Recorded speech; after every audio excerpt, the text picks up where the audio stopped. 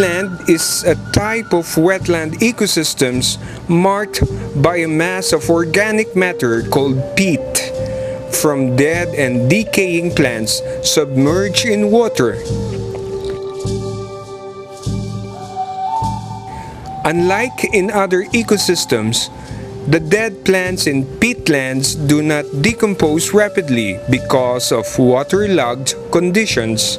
The lack of oxygen under the water prevents microorganisms such as bacteria and fungi from decomposing the dead plants.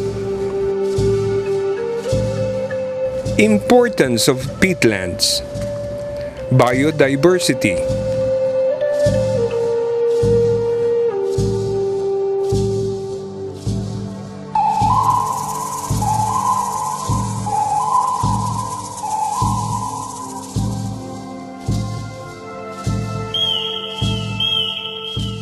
Carbon storage.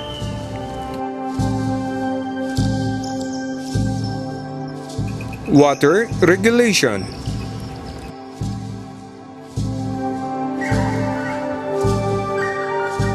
Food production. Research and education.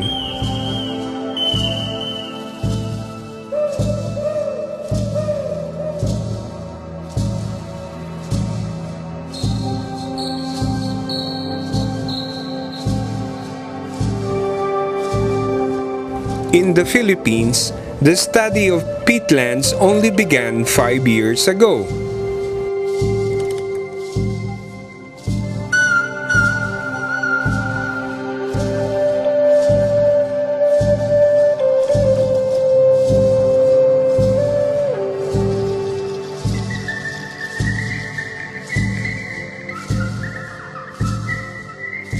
Existing peatlands in the country are found in Agusan Marsh and the Sab-a Basin in Leyte.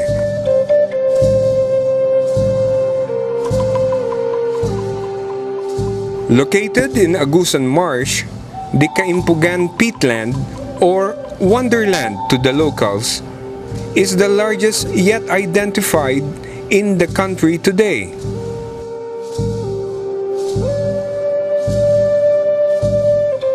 With an area of 5,300 hectares, the Kaimpugan Peatland boasts of high biodiversity value.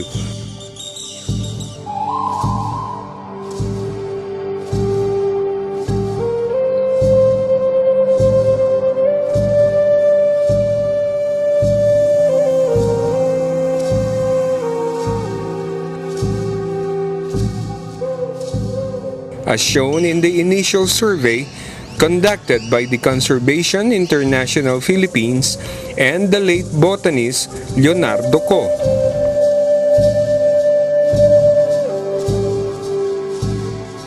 The survey identified new generic records of plant species in the country.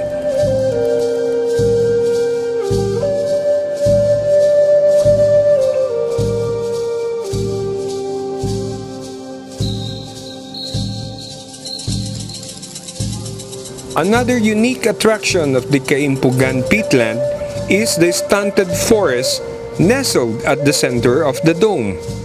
Ito na ngayon yung tinatawag natin na pygmy forest. This is the same species with that yung pinasukan natin kanina. This is already a mature forest.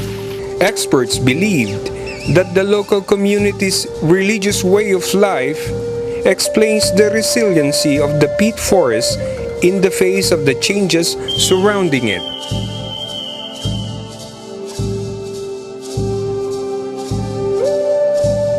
Various threats have already been noted in some parts of the Kaimpugan Peatland.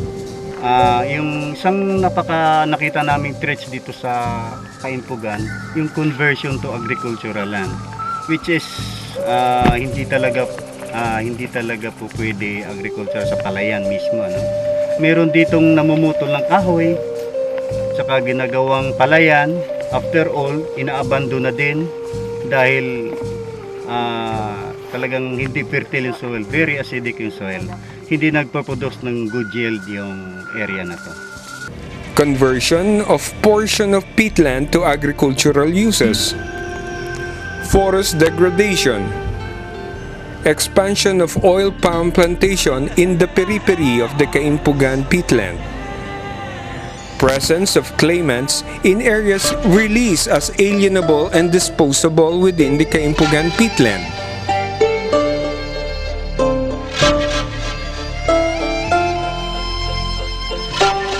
Initially, the government through the Protected Areas and Wildlife Bureau and the DENR Regions 8 and 13 with the local government units under the ASEAN Peatland Forest Project, which is funded by the International Fund for Agriculture Development Global Environment Facility, is currently working on the following measures to protect this newly found gem in the South.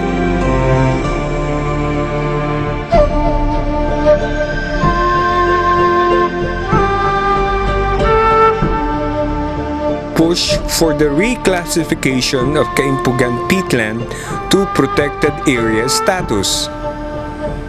Stoppage of title issuance for peatlands released as alienable and disposable lands. Conduct of capacity building for concerned stakeholders. Intensified information and education campaign. Implementation of small community-led livelihood projects.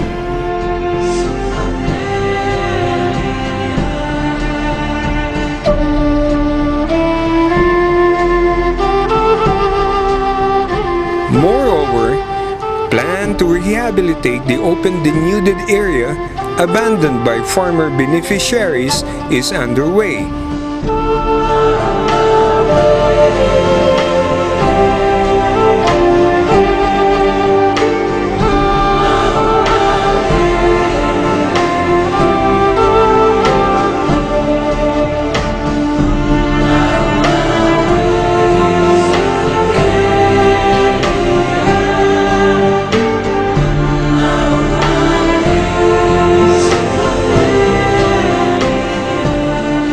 In view of the threat of climate change, the need to work for the conservation of all peatland areas in the country, in close coordination with all stakeholders, is highly critical.